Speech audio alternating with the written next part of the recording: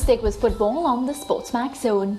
The summer transfer window has yet to get underway, but some of the biggest names in world football are already being reported to be on the move. It wouldn't be transfer season without many stars being linked to Manchester United, and not for the first time. Brazilian talisman Neymar and the second top scorer in Premier League history, Harry Kane, have both been reported to have interest in a move to the theatre of dreams. It has been a successful season for the red side of Manchester, with the Erik ten Hag-led team finishing third in the Premier League, winning the Carabao Cup and reaching the final of the FA Cup set for this Saturday against Manchester City. So is there validity in these reports, or are these just typical transfer rumours? Ricardo, I start with you first. Do you think there's some truth to what we're hearing? Well, I don't know. Let's talk about Harry Kane, for example. I can see Harry Kane wanting to move to Manchester United. And at this stage, just the fact that we're talking about top players wanting to go to Manchester United speaks to the type of work that Erik ten Hag has done with that squad. Manchester United also back in the Champions League. Terrific history, Manchester United. And so it's great that at this stage, top players see themselves being part of that setup, and that's largely because they see an opportunity to join a team that has the potential, the desire to go on and win major trophies in Europe, and also the English Premier League in the case of Harry Kane, who has given so much to Tottenham, including at the back end of this season where he has been in terrific goal scoring form. But it has meant very little for Tottenham because once again they have not been able to achieve what they desperately want, and that's an English Premier League title. And I think Harry Kane will be thinking to himself, and even though he hasn't really come out and said that, I don't know that I'm going to win anything significant here at Tottenham. And so what's the next best step?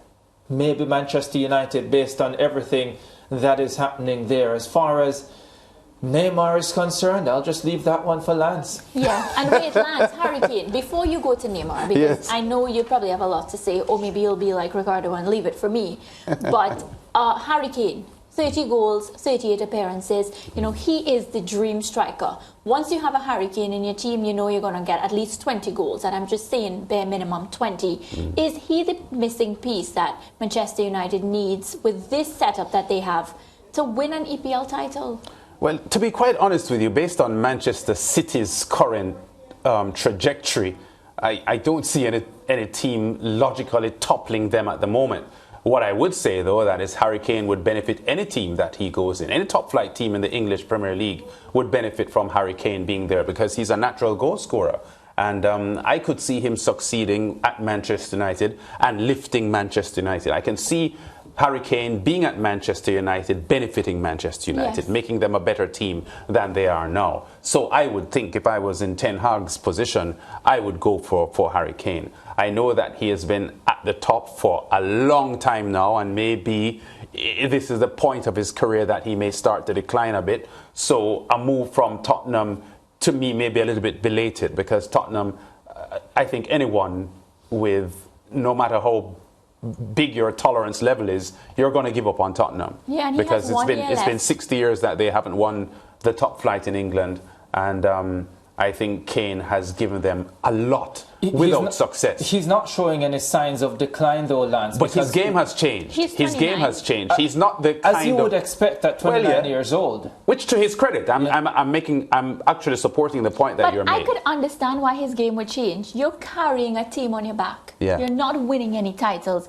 Ricardo, that must be frustrating. You're trying to do different things, change your game to adjust, to hope something different will happen. Yeah, well, the word decline just came to me because I was suggesting that at this stage of his career, anticipating that he may be at the point now when he will not be delivering in the way that he did 5 or 6 years ago.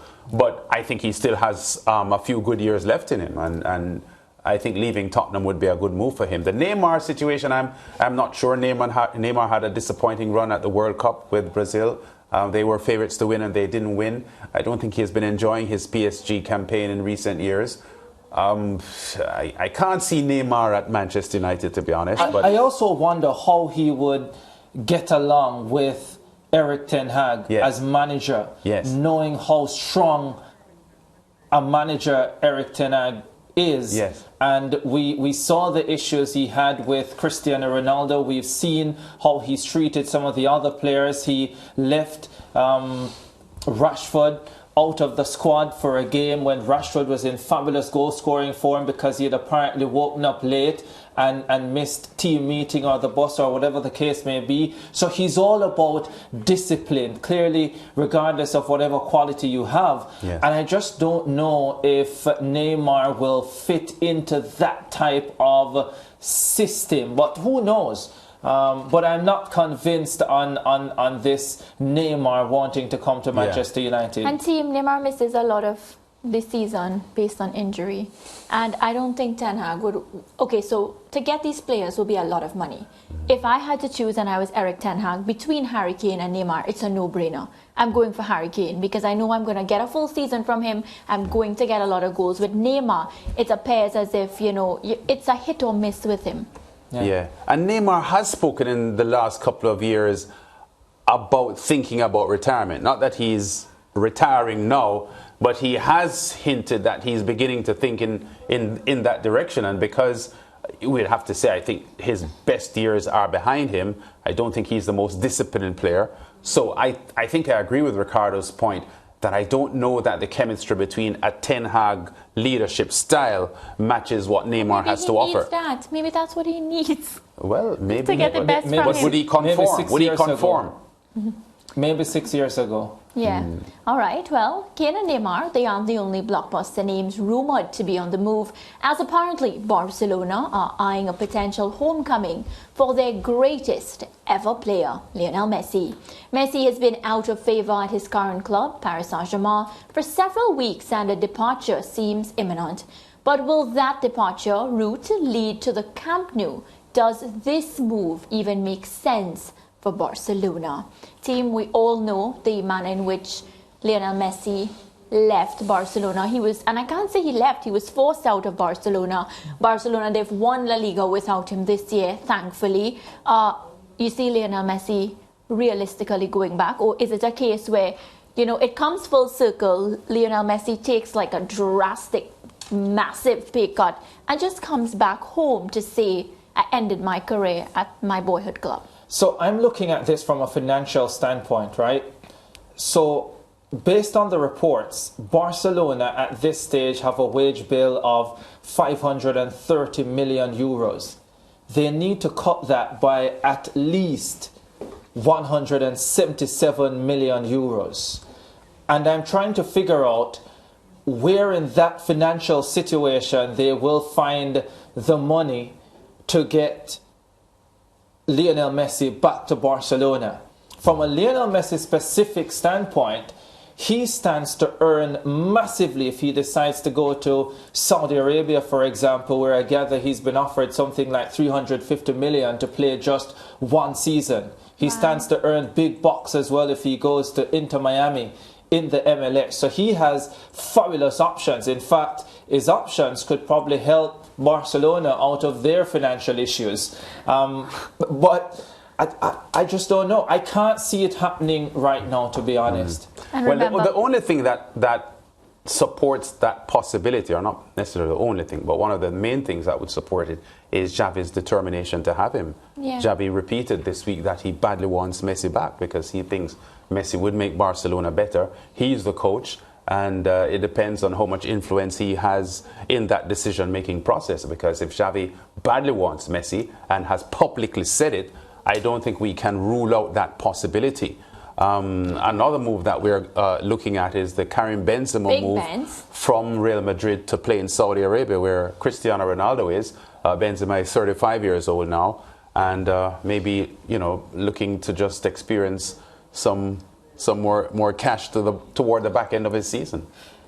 Yeah, I thought you were going to say experience something else, Lance. But yes, I think at this stage it's all about the money, and Karim Benzema is probably looking at it. He's thinking to himself, will I be in a position to win another Champions League with Real Madrid? I've already won La Liga multiple times. He's probably had the conversations with the Real Madrid setup, and he's probably said to himself, now is as good a time as any. At 35 years old, how much longer do I have? And if this money is coming my way right now, then why not take it?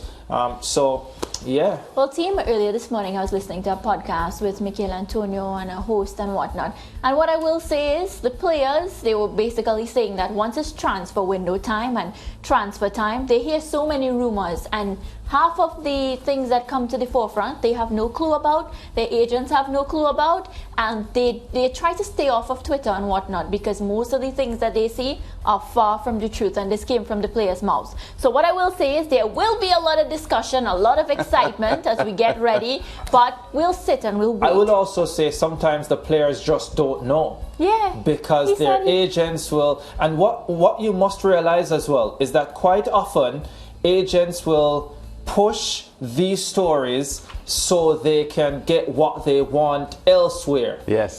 So it's a strategy. It's a strategy. So there's also that as well, and the players don't always know that. No, he said that, and that actually stood out for me, because I thought they would at least have an idea. So to hear them not all the time on the podcast saying they have no clue most times, that was a shocker for me. Break time.